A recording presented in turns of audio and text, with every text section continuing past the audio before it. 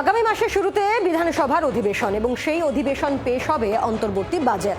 সপ্তদশ বিধানসভার এটাই শেষ অধিবেশন। বিধানসভা ও ভোটের আগে শেষ অধিবেশন। আগামী মাসের শুরুতে বিধানসভার অধিবেশন এবং সেই অধিবেশনে পেশ হবে অন্তর্বর্তী বাজেট। সপ্তদশ বিধানসভার এটাই শেষ অধিবেশন। বিধানসভা ভোটের আগে শেষ অধিবেশন এটি।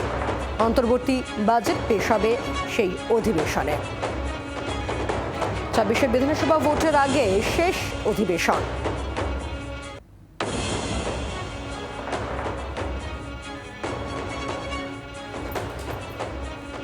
আগামী মাসের শুরুতে বিধানসভার অধিবেশন, সেই অধিবেশনে পেশ হবে অন্তর্বর্তী বাজেট। সপ্তদশ বিধানসভার এটাই শেষ অধিবেশন এবং বিধানসভা নির্বাচনের আগে শেষ অধিবেশন, যেখানে পেশ হবে অন্তর্বর্তী বাজেট।